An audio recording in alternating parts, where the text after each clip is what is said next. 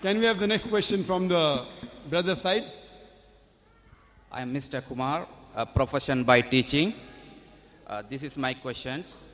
I see in Sri Lanka and India, there are many divisions among the Muslims, but they follow the Holy Quran and the follow of the Hadith.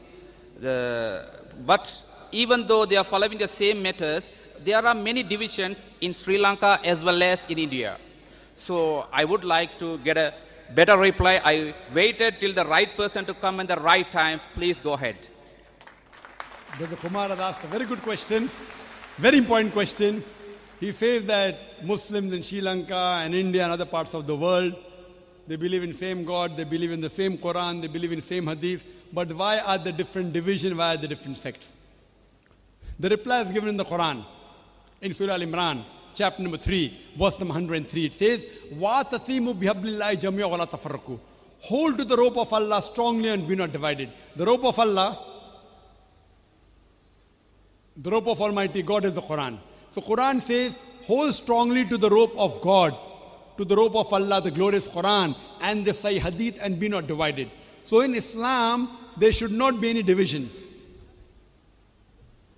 Furthermore, the Quran says in Surah Anam, chapter number 6, verse number 159, that, O Prophet, if anyone makes divisions, sects in the religion of Islam, O Prophet, you have nothing to do with him. Allah will look after the affair on the day of judgment. So making divisions, making sects in Islam is haram. It is prohibited. That's the reason what you find. I do know that there are many Muslims who have different names, but the right name you should call is only Muslim. And all Muslims should follow the glorious Quran and the Sahih authentic Hadith. Any scholar says anything, if it matches with the Quran and Sahih Hadith, you have to follow. If it does not match it, you should throw it away. To make different organizations, some want to work in the field of education, some want to work in the field of religion, some want to help the poor, there's no problem.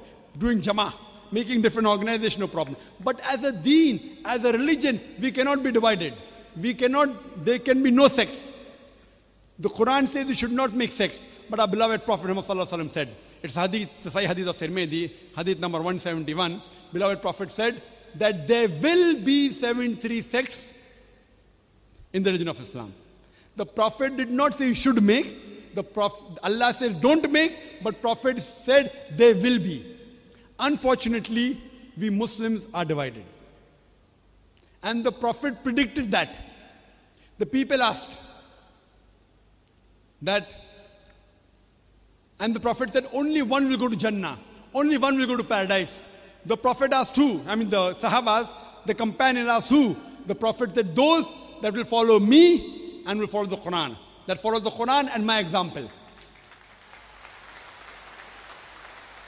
Today, unfortunately, we have different sects: Shia, Sunni, Hanafi, Shafi, Hanbali, Deobandi, Barelvi. What was the beloved Prophet?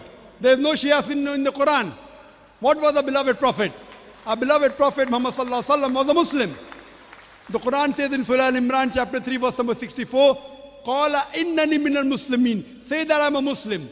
Anyone who says a Muslim is a person who submits his will to God. Any scholar says anything. All the four great A'immad, Imam Abu Hanifa, Imam Ahmad ibn Hanbal, Imam Malik, Imam Shafi, all of these four great scholars, they said, if you find any of my fatwa which goes against Allah and His Rasul, you throw my fatwa on the wall. Therefore I say, whatever Dr. Zakir Naik says in Islam is zero. What I say is zero. What you have to follow is Quran and Sahih Hadith. Therefore all my answers are backed with Quran and Sahih Hadith. Chapter number so and so, verse number so and so. All these four great scholars, we love them all. We respect them all. They never came to make sects or divisions. They came for people to understand the religion better.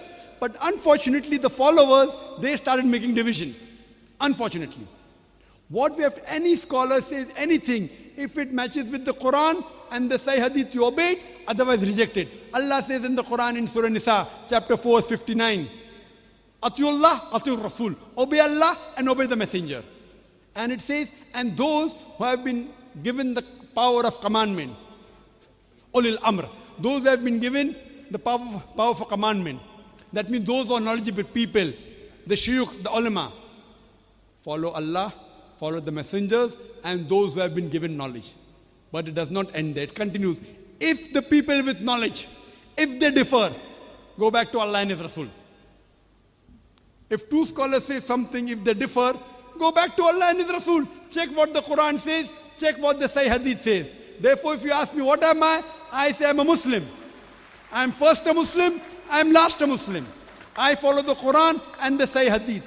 Anyone says anything, if it matches with Quran and Sahih Hadith, I follow it. If it's a deviation because of culture, because of the land, because this country has a different culture, India has a different culture, Sri Lanka has a different culture, Pakistan has a different culture, don't follow culture, follow Quran, the saying of Allah the Creator, and the correct saying of Prophet Muhammad Sallallahu Alaihi Wasallam. If it is not available in the Quran and the Sahih Hadith, it is not part of our deen. If it is proven from the Quran and Sahih Hadith, it is our deen. So Islam is only one, and there should not be division in this religion. Hope this answers the question, brother.